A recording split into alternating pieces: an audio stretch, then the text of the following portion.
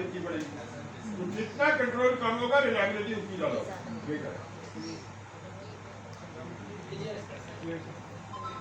अब नीचे अच्छा, ये बड़ा इंपॉर्टेंट है, क्योंकि हमेशा इंपॉर्टेंट होती है। अभी रखेंगे फिर डेवलपर नहीं प्रोड्यूस करेगा। वो ये कह रहा है कि लाइन ग्राफ जो है ऑटोनोमस एजेंट जो है जब हायर कंट्रोल होता है, ऑटोनोमस जितना भी होता जाए तो लाइन ग्राफ रिलायबिलिटी बढ़ा देता है।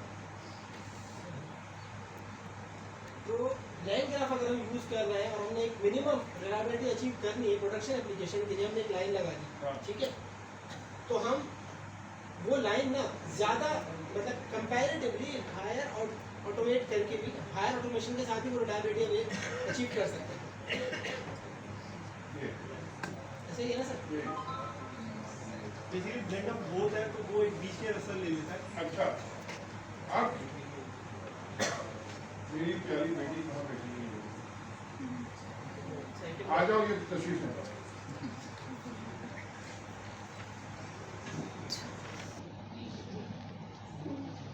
अच्छा, इस पिक्चर में ये हो रहा है कि हमें एप्लीकेशन की रिलायबिलिटी के बारे में बात हो रही है कि जितनी ज़्यादा हमारा जो है वो एक कॉन्सेप्ट है हमारा राउटर का और दूसरा है ऑटोनोमस एजेंट का। राउटर का समझिए कि हम किसी लॉजिक बेस पे डिसाइड कर रहे हैं कि हमें टूल कॉल करना है या डायरेक्ट रिस्पॉन्स देना है, इस तरीके से। और ऑटोनोमस एजेंट यहाँ पे LLM डिसाइड करेगा कि उसे क्या करना है, हम डिसाइड नहीं करेंगे। फुली कंट्रोल LLM के पास है हमारा। तो यहाँ पे बात हो रही है कि अगर हम जो है वो लाइन ग्राफ को अच्छा, हमने y एक्सिस और x एक्सिस पे यहाँ पर जो है बात की है। राउटर है हमारे पास सबसे पहले। अच्छा, यहाँ पे हाई रिलायबिलिटी हमारी राउटर पे होगी और ऑटोनोमस एजेंट्स पे हमारा लेवल ऑफ कंट्रोल जहाँ पे कम होगा वहाँ पर हमारी रिलायबिलिटी ज़्यादा होगी। अच्छा, अब अगर हम राउटर को यूज़ कर रहे हैं और ऑटोनोमस एजेंट के बीच में लाइन ग्राफ का कॉन्सेप्ट आया जिसके थ्रू हम ये सारे काम करेंगे, एजेंट्स बनाएंगे और सब चीज़ें। तो अगर हम राउटर के कॉन्सेप्ट को कर रहे हैं तो हमारी रिलायबिलिटी जो है वो हायर होगी। एंड देन अगर हम एजेंट को कर रहे हैं तो हमारी रिलायबिलिटी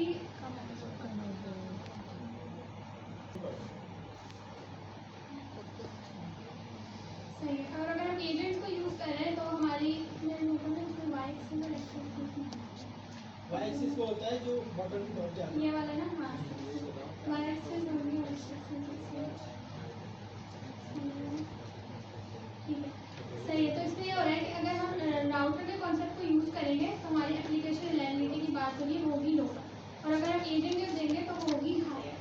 तो अगर हम लाइन ग्राफ को बीच में अगर यूज़ कर लेते हैं एंड देन हम जो है वो कंट्रोल को डिवाइड कर देते हैं कि हम राउटर की वेंडर रिलायबिलिटी कर, सही है। तो हम यहाँ पर जो है बैंड कर सकते हैं कि हमें राउटर के कॉन्सेप्ट को भी यूज़ कर सकते हैं एंड देन हम एजेंट्स वाले को भी यूज़ कर सकते हैं। इतना मुझे इसको एट द मोमेंट देख के समझ आया, बाकी तो आपके पास रिलायबिलिटी जो है वो ज़्यादा होती है। रिलायबिलिटी ज़्यादा होने की वजह ये है कि आप प्रेडिक्टेबल होते हैं और आपने खुद डिफाइन किया होता है एफर्ट्स कि अगर ये हो तो ये कर लो, अगर क्यूरी ये आए तो टूल यूज़ कर लो, और अगर क्यूरी ये आए तो इसको सर्च करके और उसको रिस्पॉन्ड कर दो, ठीक है। तो जब आप राउटर यूज़ कर रहे होते हैं तो आपने एक प्री डिफाइंड स्ट्रक्चर बनाया होता है एफर्ट्स का, जिसमें ये है कि आप ज़्यादा प्रेडिक्टेबल होते हैं, इसीलिए रिलायबिलिटी ज़्यादा होती है। जब आप ज़्यादा प्रेडिक्टेबल होते हैं तो रिलायबिलिटी ज़्यादा होती है, तो उसमें आपके फेलियर के चांसेस कम होते हैं या फॉल्स पॉजिटिव के चांस ज़्यादा होते हैं, ठीक है। लेकिन जब आप बात करते हैं और इसकी ऑटोनोमस एजेंट की बात करते हैं तो बेसिकली उसने ऑन द फ्लाई डिसाइड करना होता है कि उसने करना क्या है। तो इट माइट पॉसिबल वो कभी सही डिसाइड कर पाए, कभी सही डिसाइड ना कर पाए, तो यहाँ पे जो गलती के चांसेस है वो ज़्यादा होते हैं। तो अगर आप इसमें देखें तो उसने क्या कर दिया है कि जब हम लाइन ग्राफ यूज़ कर रहे हैं तो उसने इस पॉइंट को एलिवेट कर दिया यहाँ से यहाँ पे। पहले अगर आप देखें तो राउटर का पॉइंट यहाँ पे था, तो ये देखिए तो ये हमारे पास जो रिलायबिलिटी है वो ऑन द हायर एंड है, क्योंकि ये जो आपकी लाइन है ये डिफाइन कर रही है रिलायबिलिटी। अगर ये यहाँ पे होता है इसका मतलब है रिलायबिलिटी लोअर थी, और ये यहाँ पे इसका मतलब है रिलायबिलिटी ज़्यादा है। लेकिन अगर आप इसको देखें इस एक्स एक्सेस पे, तो ये एक्स एक्सेस पे बिल्कुल यहाँ पे लोअर की तरफ है, हायर की तरफ नहीं है। लेकिन ऑटोनोमस एजेंट को अगर आप देखें तो यहाँ पे लेवल ऑफ कंट्रोल तो उसके बाद मतलब वो खुद कंट्रोल कर रहा है, हमने उसको नहीं डिफाइन किया, हमने फ्लो को नहीं डिफाइन किया हुआ, इसलिए लेवल ऑफ कंट्रोल तो उसके पास ज़्यादा है। लेकिन अगर आप ऑन द वाई एक्सेस देखें तो इसकी जो रिलायबिलिटी है वो बहुत कम है। तो जब हम लाइन ग्राफ को यूज़ कर रहे हैं तो बेसिकली वो क्या कर रहा है, इस पॉइंट को एलिवेट करके यहाँ से यहाँ ले आता है। तो अब आपके पास एक जो है रिलायबिलिटी भी एक एक्सेप्टेबल लेवल पे चली जाएगी और आपके पास जो कंट्रोल है वो उसी लेवल पे रहेगा। यहाँ पे देखिए कंट्रोल उसी लेवल पे है, लेकिन जो उसकी रिलायबिलिटी है उसने उसको एलिवेट करके यहाँ से यहाँ पे ले आया। आप तीनों को तंग करता हूँ। कौन है जो हमारे अमीन भाई हैं, अंजुम भाई हैं, नजम भाई हैं, तंग ना करो तो फिर मजा क्या है? जब आप कहाँ चलना शुरू, अच्छा मेरे प्यारे बच्चों सारी बात बताऊँ क्या है, हर चीज़ पे सोचा करो, चाहे वो गलत की समझ में लाए शुरू है, मगर आप उस पर गौर करेंगे तो आप तक आ ही जाएगा। अच्छा अब हमारी एक टीचर है, वो इस्लामाबाद में, वो मुझसे हो गए। तब मैं आखिर में बिल्कुल लाजवाब हो गया। वो कहने लगे ये डायग्राम देखें, अभी कह रहे हैं डायग्राम देखें। वो ये कह रहा है कि रिलायबिलिटी एलएलएम नहीं बढ़ा रहा है और जो चॉइस कर रहा है वो एलएलएम नहीं कर रहा। कह रहे देखिए सर लाइन ग्राफ में रिलायबिलिटी बढ़ाई और वो ये कह रहा है कि लाइन ग्राफ ही डिसीजन कर रहा है कि कहाँ जा रहे हैं। तो आप तीनों से एग्री कर रहे हैं, उसकी बात से ये डिसएग्री कर रहे हैं। मैं तो एग्री कर रहा हूं सर। लाइन ग्राफ डिसीजन नहीं ले मगर फिर अगर ऊपर है लेकिन लाइन ग्राफ कैसे लेगा डिसीजन? लाइन ग्राफ हमें ऑटोमेशन ज्यादा दे रहा है। मुझे भी समझ नहीं आ रहा। लाइन ग्राफ नहीं वो एक ही स्क्रीन है, एक ही स्क्रीन। नहीं ये सर ये इमेज को लगा ये ऊपर लाइन ग्राफ पे क्लिक कर दें। तो हो गया। अच्छा बस हो गया। ये देखिए इसमें तो वो एलएलएम कह रहा था कि डिसीजन कर रहा जी ऐसे ही है। वो कह रहा कि नहीं लाइन ग्राफ कर रहा। अच्छा है ये कि अब ये वाली बात जी एंटरटेनमेंट बनानी होगा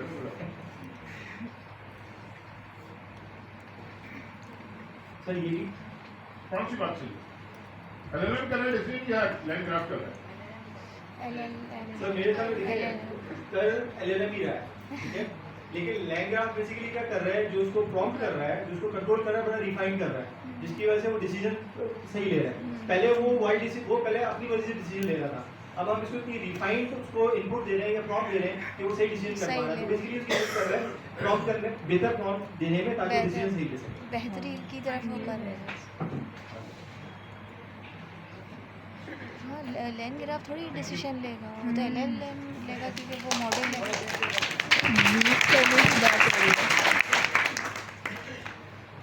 अच्छा सर मैं एक एग्जांपल के साथ इसको जो है ना एक्सप्लेन करना चाहूँगा। जब हमारे पास एजेंट का कंट्रोल फ्लो राउटर के थ्रू हो रहा है ना, इस वाली इमेज में, ऊपर वाली इमेज में, तो इसमें हम ऐसे लेंगे जैसे रोड का सिस्टम है, ठीक है, एक रोड है, उसके बाद उससे वाई एक्सिस में 2 या 4 रोड निकलना है, ठीक है। तो चॉइसेस लिमिटेड है, जब चॉइसेस लिमिटेड है तो बंदे के गलत जगह में जाने के चांसेस कम है, ठीक है। तो इसमें हमने जब राउटर का फ्लो है ना ये वाला, ये तो खैर काफ़ी कम लिखा हुआ है, लेकिन इसमें यह है कि हमने जब एलएलएम चूज़ कर रहा है उसके बाद 2 या 4 चॉइसेस हैं, उसके बाद वो चूज़ कर रहा है 2 या 4 चॉइसेस हैं या 8-10 चॉइसेस हैं, लिमिटेड नंबर ऑफ चॉइसेस हैं, वो ऑफ द चार्ट नहीं जा सकता, ठीक है।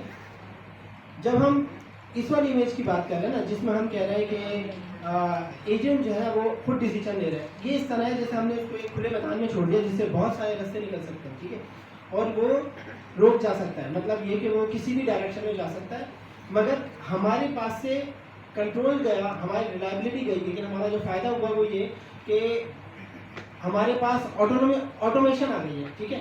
मतलब हमने अगर हमारे पास कोई बड़ा टास्क है जिसको हम आराम से डिफाइन नहीं कर सकते थे, तो आज के अगर हम एलएलएम से पहले की बात करें वो हम कर ही नहीं सकते। एलएलएम वाले केस में आखिर इतना ऑटोमेशन का फ़ायदा क्या है? इसका फ़ायदा ये है कि ये ऐसी चीज़ों को मुमकिन बनाता है जो पहले मुमकिन ही नहीं थी, ठीक है। लेकिन इसमें नुकसान थोड़ा सा अभी भी यही है कि जैसे एक इंसान के साथ होता है, एक इंसान को बोल तो करके ले आओ, फिर वो किसी तरह भी करके ले आया तो वो किसी तरह में जो है ना वो कुछ भी कर सकता है, कभी बिगाड़ भी देता है इंसान काम। तो एलएलएम इंसानी दिमाग की तरह किसी हद तक काम करता है कि वो कभी काम बना भी देता है, कभी बिगाड़ भी देता है। अगर आपको चाहिए कि नहीं भी ऐसी वैसी हो, आप बंदे को समझा के भेजते देखो यही करना और यही करना और यही करना, तो आपका कंट्रोल बढ़ जाता है, लेकिन ऑटोमेशन खत्म हो गई। अब वो बंदा अपना दिमाग नहीं चला रहा, आपने उसको 100 बार हिदायत दी, अब उसका दिमाग ही बंद हो गया, अब वो वही कर सकता है जैसे आप कहते हैं ना दिमाग चलाओ, उसका दिमाग आपने बंद कर दिया। जब आप जो है ना उसको राउटर को कंट्रोल कर रहे हैं, उसका दिमाग नहीं चल रहा हो। अच्छा, अब इस वाले केस में क्या हो रहा है, ये दरमियान का रास्ता है। इसमें ये है कि आपने उसको कहा दिमाग चलाओ, लेकिन आपने उसको ये भी नहीं बताया कि कैसे करो। आपने कहा, आपने उसको गार्ड रेल दे दी, आपने उसे कहा कि ये नहीं करना। मिसाल के तौर पर आपने कहा कोई गैर कानूनी काम नहीं करना, कोई गैर मजहबी काम नहीं करना, कोई ऐसा काम नहीं करना जिसको तुम मेरे सामने डिफेंड ना कर सको, यानी कि गैर अखलाकी काम मत करना। अब कैसे भी करो तुम जानो। ये है दरमियान में हमारे पास लाइन ग्राफ, जिसमें हमने उसे गार्ड रेल दे दिए। हमने कहा कि गलत चीज, मतलब ये नहीं करना, हमने गार्ड रेल दे दिए क्या क्या नहीं करना या कैसे कैसे नहीं करनी ये चीजें। फिर हमने उसको दे दिया स्पेस। समटाइम हमने उसको कह दिया कि यार हमें रिजल्ट ना ऐसा चाहिए, इस तरीके का चाहिए, इस तरीके से चाहिए, बट हमने उसको स्पेस दिए काम करने की। लाइन ग्राफ हमें गार्ड रेल तैयार करने की, गार्ड रेल डिफाइन करने की सहूलत देता है। और हम कंट्रोल नहीं कर रहे एजेंट को, उसको कह रहे हैं कि अपना दिमाग चलाए, लेकिन हम उसे गार्ड रेल दे रहे हैं कि वो काम ना बिगाड़े। Thank you. मेरा एक क्वेश्चन कि ये चीज़ तो हम एक सिंपल फॉर्म से भी कर सकते हैं कि ये काम करके लाओ, ये मेरे एक्सेप्टेंस है और ये इंक्लूजन है, तो वो तभी काम करने जाते नहीं कर सकते। आप कर सकते हैं, रिजल्ट नहीं आता, रिलायबिलिटी बहुत लो है। आप एक